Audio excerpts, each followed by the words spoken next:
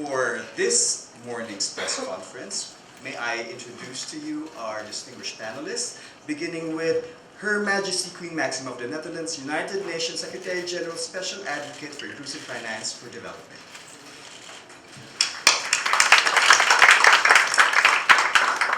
The Bangko Sentral ng Pilipinas Governor Armando M. Tetanco Jr. The Resident Coordinator and UNDP Resident Representative, Mr. Ola Almbert. Director in the Finance and Markets Global Practice of the World Bank Group, Mr. Pierre Stein.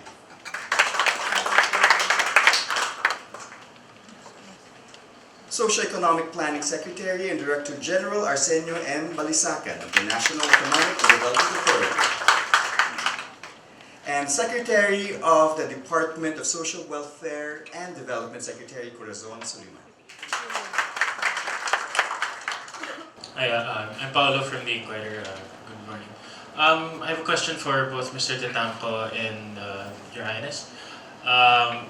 Governor, sir, what does the baseline survey tell you about the lending behavior of Filipinos to the Queen? I understand you grew up in Argentina and you have an economics degree, you worked in finance in New York, a lot of other countries. How did this play into your decision to take up financial inclusion as one of your duties? Thank you. Well, the results tell us that there is really need to scale up the provision of financial services in the country. The results tell us that there is indeed a need to improve access to as many people as possible. Now, 6 out of 10 adults with bank accounts indicated that the bank's reputation is their #1 consideration in opening deposit account. Around 50% mentioned interest rates as another major consideration, followed by minimum maintaining balance, 45.9%, proximity of the banking office, 39.8%, and the way the bank employees treat their clients, 34.8%.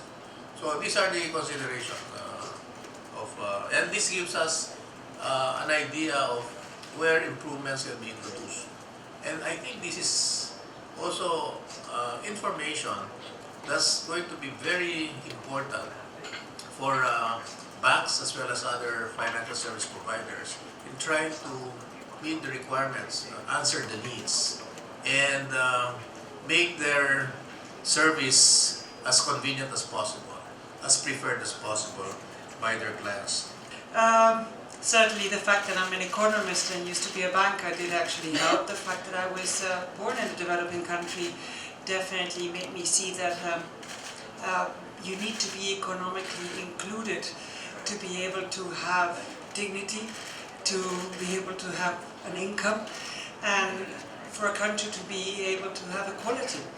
And to be fully economically included, you also need to be fully financially included. It's a means to an end. Financial inclusion is not an end in itself. It's a means to an end that allows you to be economically included and actually stay there. And that's what I was trying to say. And it brings sort of an infrastructure that brings everybody into the system. That's why it's so important.